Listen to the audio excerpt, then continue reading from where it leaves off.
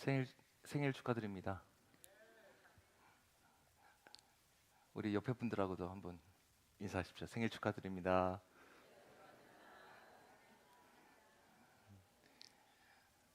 우리가 함께 신성교회를 이루고 있기 때문에 우리는 서로 생일을 축하를 해야 되리라 믿습니다. 교회 창립 50주년 기념 예배로 우리가 또 하나님 앞에 드리고 있습니다. 1970년 4월 24일 서울의 성동교회에서 신방 전도사님으로 계셨던 우리 박철규 우리 여자 전도사님이십니다. 우리 전도사님께서 고향에 오신 후에 교회를 개척을 하셨습니다. 그리고 한 달 뒤에 변종기 전도사님이 부임하시고 나서 오늘 발인 예배로 가신 우리 정태영 권사님, 그리고 남선자 권사님, 그리고 이순섭, 신인식, 박창순, 송대근, 안승순, 유승표, 김명렬 성도님 9분이 함께 모여서 저희 신성교회의 첫 예배가 시작이 되었고, 그리고 시간이 흘러서 56년이라는 시간이 흐르게 되었습니다. 이 56년이라는 시간은 결코 짧은 시간이 아니지요. 이 시간 동안에 우리 믿음의 선배님들의 수많이 흘리신 눈물의 기도가 있고, 그리고 또한 묵묵히 정말 땀 흘리며 나갔던 헌신의 모습도 있고, 그리고 또한 하나님께서 지켜주신 수많은 순간들도 있습니다. 그래서 오늘 우리는 이 자리에서 어떻게 고백할 수밖에 없을까? 에베네셀, 하나님이 여기까지 도우셨습니다. 우리는 이 고백을 온전히 들을 수밖에 없습니다. 돌아보면은 정말 사람의 힘만이 아니라 하나님의 은혜로 우리가 여기까지 왔음을 다시 한번 분명히 고백하게 됩니다. 그런데 오늘 단지 감사하는 날말로 끝나는 것이 아니라 앞으로 우리 교회가 어떻게 나가야 되는가, 하나님께서 우리 교회를 어떻게 이끌어 나가시기를 원하시는가를 우리는 다시 한번 돌아보면서 나가야 될 줄 믿습니다. 그리고 그 일을 감당하는 것이 바로 우리 성도님들 한 분 한 분 모두에게 불러주신 하나님의 사명이다라고 분명히 믿습니다. 오늘 본문에서는 초대교회의 아름다운 모습들이 나오는데요, 이 모습을 보면서 우리 교회가 앞으로 나아가야 할 그 방향을 분명하게 보여주시는 말씀이다라고 분명히 여겨집니다. 오늘 특별히 세 가지를 함께 나누려고 하는데, 이 세 가지는 저희 개인적인 목회적인 그 철학이 있고 또한 우리 교회의 비전이다라고 할 수가 있습니다. 그 첫 번째가 뭐냐면은 우리는 예수님 안에서 쉼과 회복을 누리는 예배와 기도의 공동체가 되어야 한다는 것이고요. 두 번째는 우리는 서로 사랑으로 연결되어서 지역 사회까지도 품을 수 있는 사랑과 선교의 공동체가 되어야 한다는 것이고, 또 세 번째는 우리는 바른 믿음 위에 서서 다음 세대를 세우는 공동체가 되어야 한다는 사실입니다.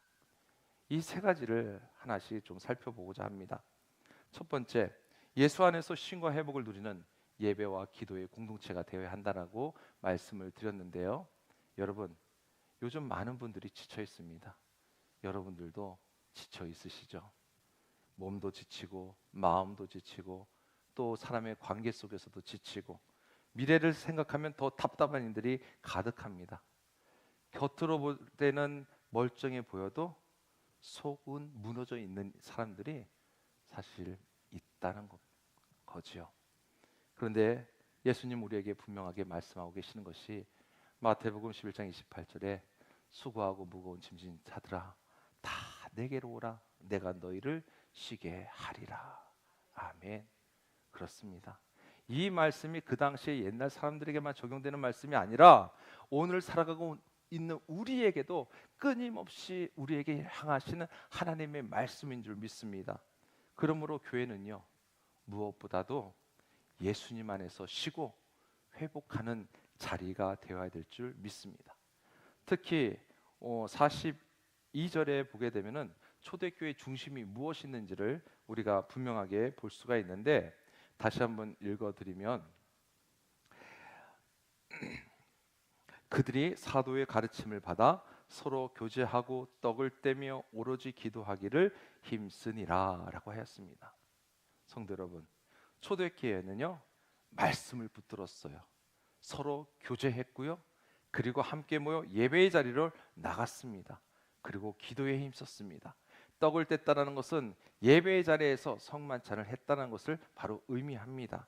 그래서 교회가 건강해지려면 말씀과 교제와 그리고 예배와 기도가 반드시 살아 있어야 될 줄 믿습니다. 우리는 예배를 드리러 교회에 오시죠. 그런데 여러분, 이 예배 드림이 습관이 되어버리면 감동이 없습니다. 습관이 되면 감동이 사라질 수밖에 없는 거예요. 그냥 와서 시간 됐으니 와서 앉아 있다가 끝나면 그냥 돌아가 버리는 그런 행위로만 끝나게 됩니다. 이것은 진짜 예배가 아니죠. 진짜 하나님 앞에 예배는 무엇입니까? 여러분, 예배를 통해서 하나님을 만나시기를 주의 이름으로 축원합니다. 예배는 하나님을 만나는 시간이에요. 그래서 주님이 말씀하셨잖아요. 요한복음 4장 24절에 하나님은 영이시니 예배하는 자가 영과 진리로 예배할지니라. 아멘. 예배는 형식만 갖추는 시간이 아니라 진심으로 하나님 앞에 나아가는 시간이 되어야 되는 줄 믿습니다. 이 예배 가운데 그럴 때에 여러분 어떤 일이 일어납니까? 찬양을 부르다가도요 마음이 열리게 돼요. 그리고 말씀을 듣다가 내가 붙들고 있던 죄와 상처들을 그 말씀을 통해서 보게 되고요.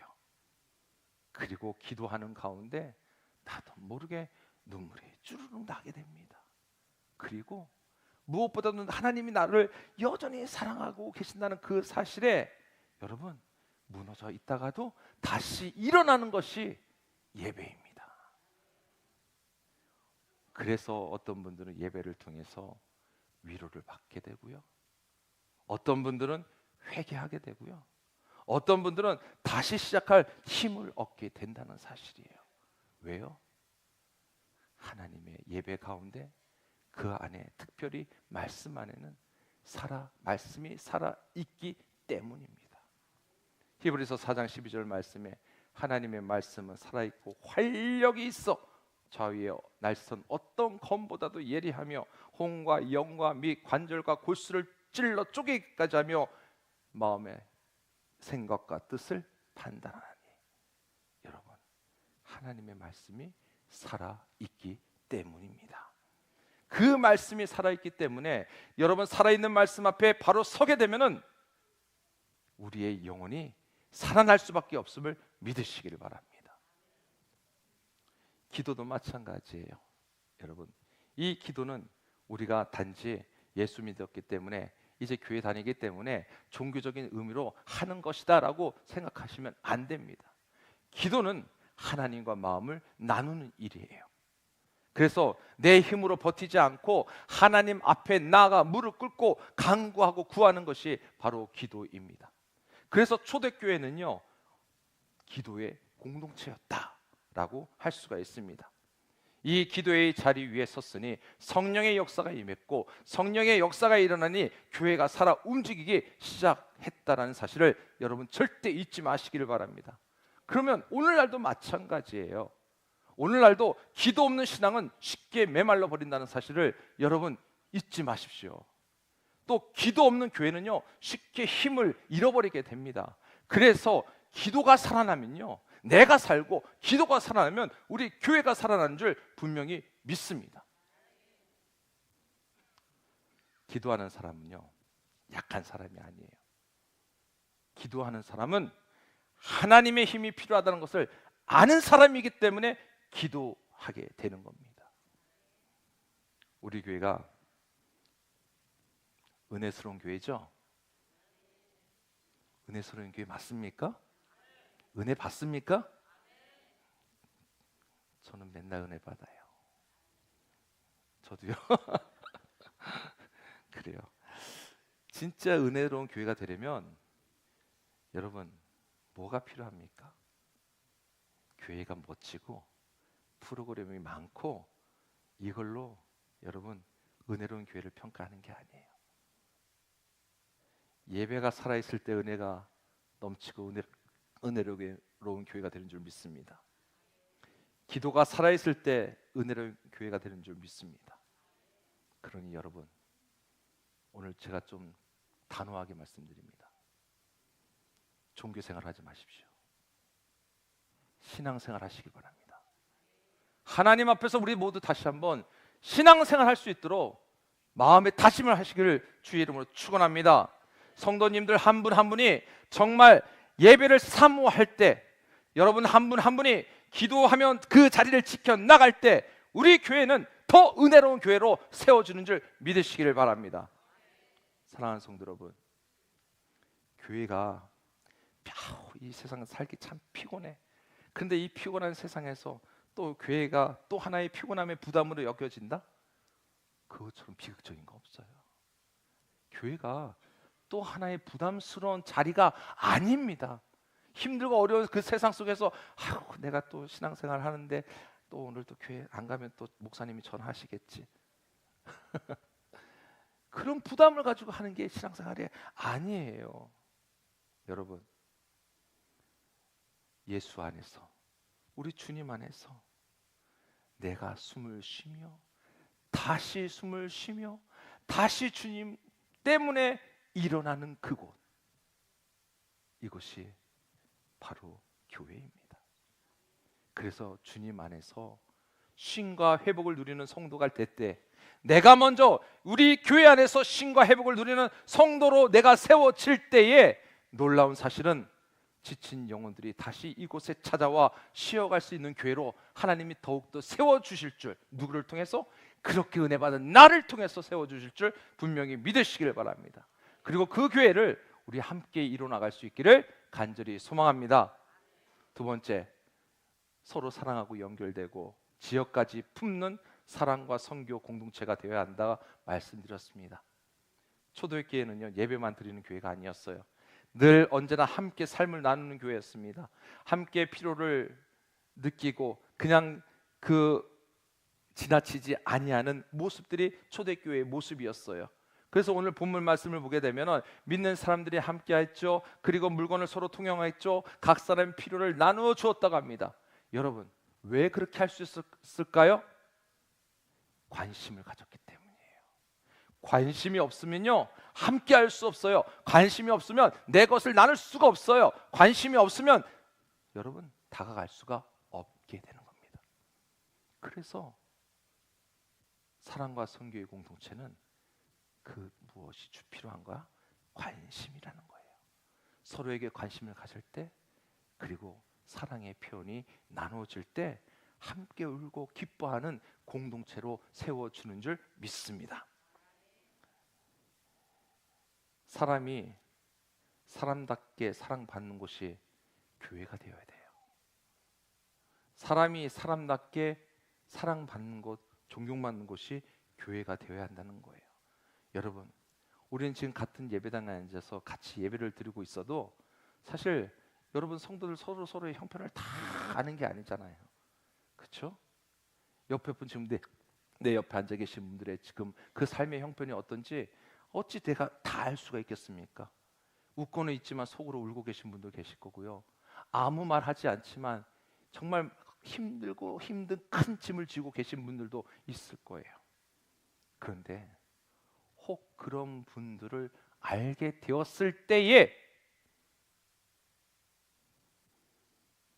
믿음 더 잘 지키세요. 기도가 부족해서 그래요. 여러분, 함부로 이야기하지 마세요.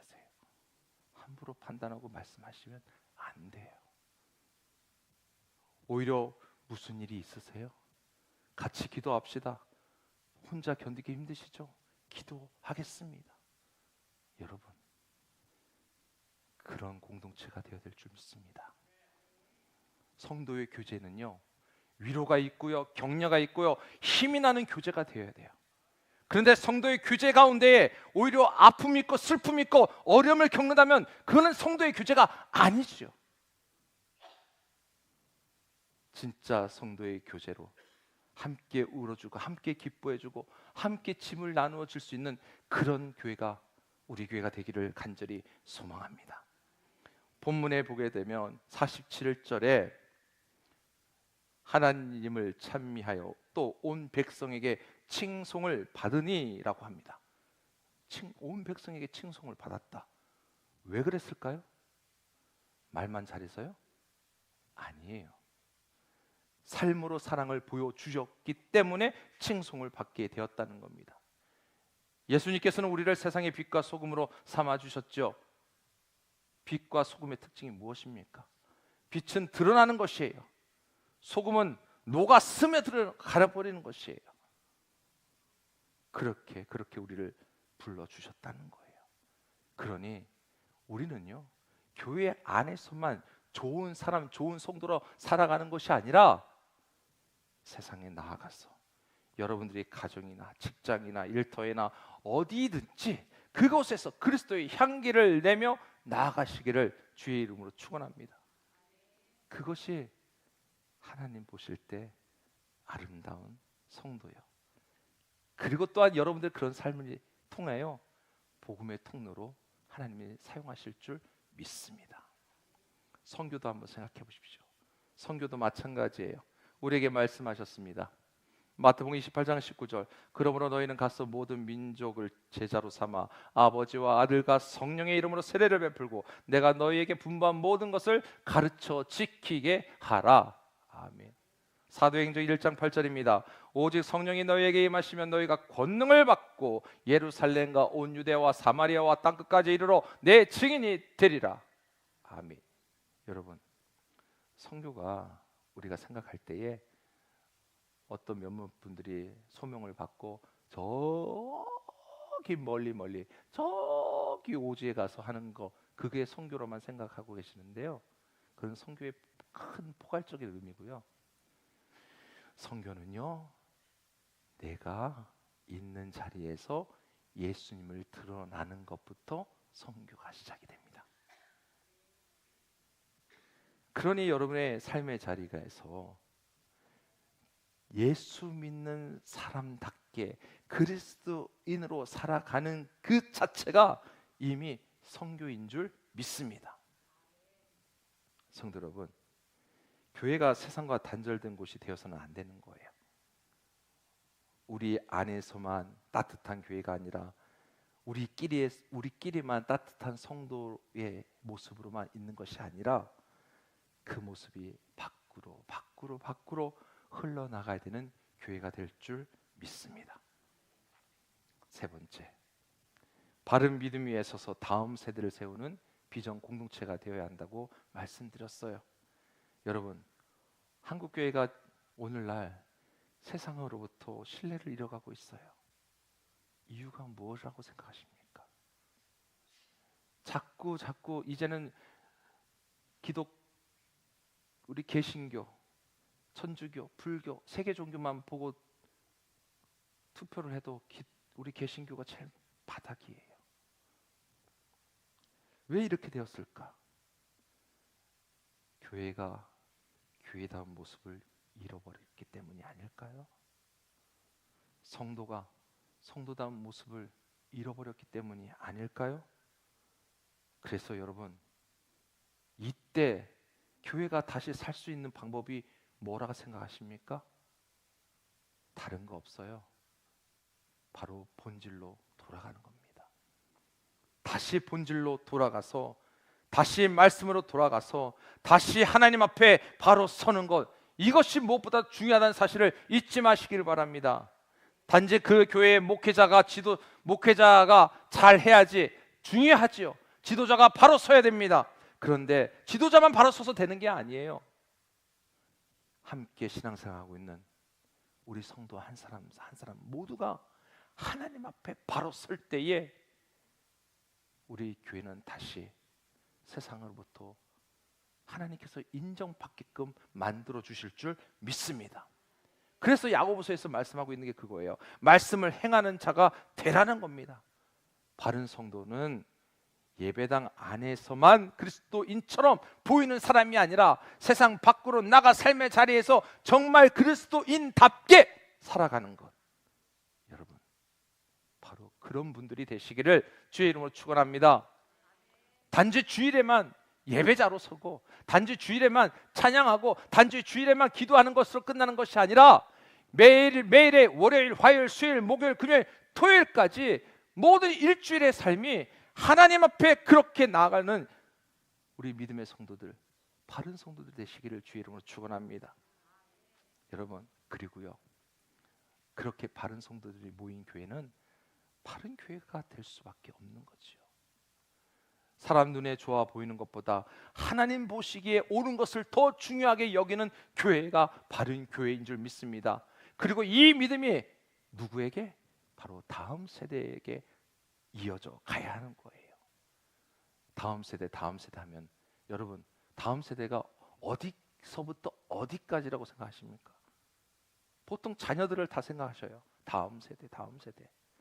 근데 결혼하고 아이 낳고 신앙생활하고 생각보다 잘 하지 못하는 자녀들도 있을 거예요. 근데 그분들도 다음 세대예요. 그런데 다음 세대는요, 하나님이 사랑하시는 영혼들이고요, 그리고 앞으로 하나님 나라를 이어나갈 모든 사람들이 다음 세대예요. 그럼 무엇을 이야기합니까? 새 가족이요, 나이가 적든 많든 새 가족은 다음 세대입니다. 믿으십니까? 그 다음 세대를 우리가 위해서 살아가는 거예요. 그리고 우리 자녀들은 말할 것도 없습니다. 특별히 우리 다음 세대 자녀들에게는 그저 교회 다녀라 하는 그런 정도만 이야기하는 것이 아닙니다. 예배가 얼마나 소중한지, 말씀이 왜 우리 삶의 기준이 되어야 하는지, 또 우리 삶 속에 기도가 왜 필요한지, 세상 속에서도 믿음을 지키며 사는 것이 얼마나 중요한지를 우리 먼저 믿음의 성도들, 여러분들을 통해서 삶으로 나타나 보여될 줄 믿습니다. 자녀들에게, 손주들에게, 또 이 자리에 있는 우리 모든 자녀들과 청년들에게 필요한 것은 완벽한 어른이 아니라 진짜로 하나님을 사랑하는 그 어른의 모습을 보여주는 것이 필요합니다. 진짜로 하나님을 내가 사랑하고 있는 모습을 내 자녀들에게 보여주시고 내 손주들에게 보여주시고 그리고 새 가족들에게 보여주시기 바랍니다. 힘들면 힘들어, 오늘은 좀 쉬지, 아유 속상해, 보기 싫어, 아유 목사님한테 상처받았어, 오늘 안 갈 거야. 여러분, 힘들어도 예배를 붙드는 모습, 실수해도 또 하나님 앞에 실수해도 회개하고 다시 하나님께로 주님 저 연약합니다, 그래도 주님 앞에 나아갑니다 하는 모습, 그리고 내가 조금 손해를 봐도 하나님 아시죠? 그저 하나님 사랑으로 나갑니다 하고 나가는 그 모습, 여러분 그 모습을 누가 봐요? 쟤들이 봐요. 우리 자녀들이 보고 우리 청년들이 본다는 거예요. 오늘 시대가 다음 세대의 믿음을 지키기 참 어려운 시대가 되어버렸어요. 그래서 세속적인 가치관, 물질관, 자기 중심적인 문화, 여러분 그럴수록 교회는 더 본질 앞에 서야 되는 줄 믿습니다. 그 모습을 하나님은 기뻐하시는 거죠. 신앙교육, 교회 학교에 맡겨버리고 우리 전도사님, 목사님들이 우리 자녀 신앙교육 알아서 잘 해주겠지, 위탁교육 시킵니다. 아니에요. 여러분들 가정에서 제일 먼저 중요하고요. 그리고 교회 와서는 여러분들로부터 얻은 그 신앙의 교육이 교회에서 목회자들을 통해서 어떻게 해요? 은혜의 기름을 확 그거 아이들에게, 자녀들에게, 청년들에게 부어지게 되는 거예요.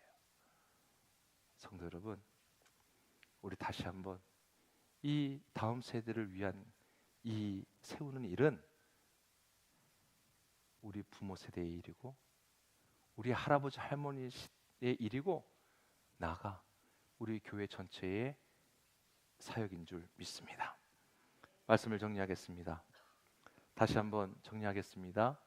우리가 앞으로 나아갈 우리 교회의 모습은 더욱더 예수와 그리스도 안에서 신과 회복을 누리며 예배와 기도의 공동체로 서야 될 것이고, 그리고 서로 사랑으로 연결되고 지역사회까지 붓는 사랑과 성교의 공동체가 되어야 될 것이고, 바른 믿음을 다음 세대까지 이어져서 세울 수 있는 비전 공동체가 되기를 간절히 소망합니다. 이 세 가지가 여러분 따로따로가 아니에요. 예배와 기도로 내가 쓰고 내가 은혜 받으면 그 사랑을 전할 수밖에 없게 돼요. 내가 은혜 받았으니 사랑을 전하고요, 그 사랑을 전할 때 내가 하는 것이 아닌 그 은혜를 주신 하나님께서 나를 통하여 일하시는 줄 믿으시길 바랍니다. 오늘 창립 56주년 기념주일을 맞이하면서 다시 한번 우리 마음에 새기기를 간절히 소망합니다. 한번 따라해 보시겠습니까? 교회는 누군가가 만들어가는 것이 아니라